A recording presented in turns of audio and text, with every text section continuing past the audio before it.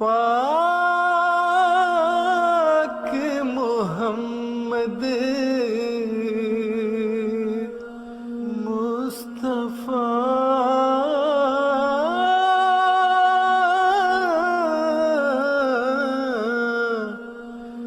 نبیوں کا سردار، نبیوں کا سردار۔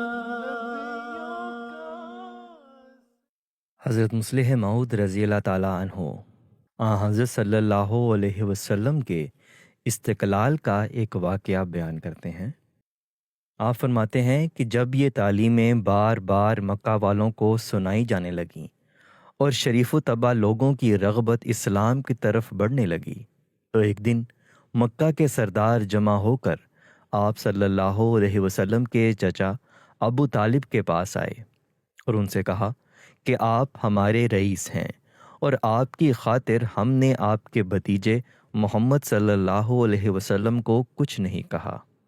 اب وقت آ گیا ہے کہ آپ کے ساتھ ہم آخری فیصلہ کریں، یا تو آپ اسے سمجھائیں اور اس سے پوچھیں کہ آخر وہ ہم سے کیا چاہتا ہے۔ اگر اس کی خواہش عزت حاصل کرنے کی ہے تو ہم اسے اپنا سردار بنانے کے لیے تیار ہیں، اگر وہ دولت کا خواہش مند ہے تو ہم میں سے ہر شخص اپنے مال کا کچھ حصہ اس کو دینے کے لیے تیار ہے، اگر اسے شادی کی خواہش ہے تو مکہ کی ہر لڑکی جو اسے پسند ہو اس کا نام لے، ہم اس سے اس کا بیاہ کرنے کے لیے تیار ہیں۔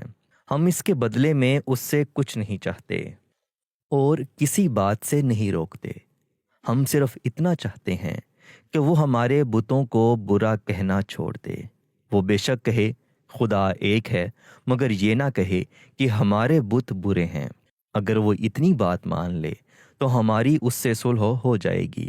آپ اسے سمجھائیں اور ہماری تجویز کے قبول کرنے پر آمادہ کریں، ورنہ پھر دو باتوں میں سے ایک ہوگی، یا آپ کو اپنا بھتیجا چھوڑنا پڑے گا یا آپ کی قوم آپ کی ریاست سے انکار کر کے آپ کو چھوڑ دے گی۔ ابو طالب کے لیے یہ بات نہایت ہی شاک تھی۔ عربوں کے پاس روپیہ پیسہ تو تھوڑا ہی ہوتا تھا، ان کی ساری خوشی ان کی ریاست میں ہوتی تھی۔ یہ بات سن کر ابو طالب بے تاب ہو گئے۔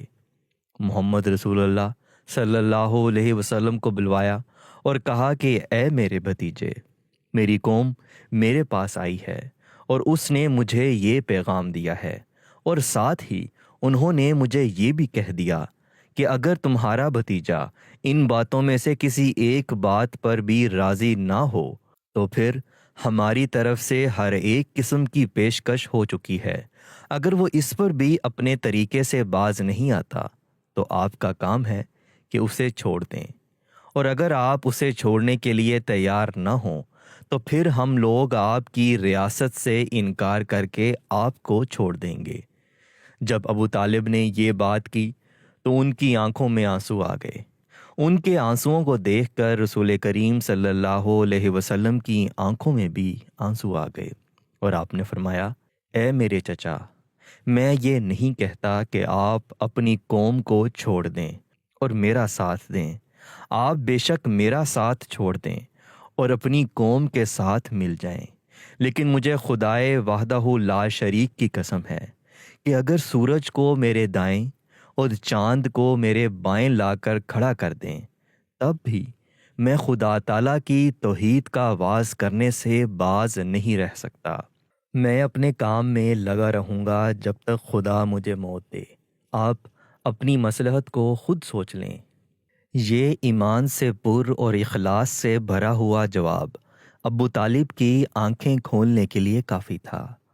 انہوں نے سمجھ لیا کہ گو مجھے ایمان لانے کی توفیق نہیں ملی، لیکن اس ایمان کا نظارہ دیکھنے کی توفیق ملنا ہی سب دولتوں سے بڑی دولت ہے۔ اور آپ نے کہا اے میرے بھتیجے، جا اور اپنا فرض ادا کرتا رہ۔ قوم اگر مجھے چھوڑنا چاہتی ہے تو بے شک چھوڑ دے، میں تجھے نہیں چھوڑ سکتا۔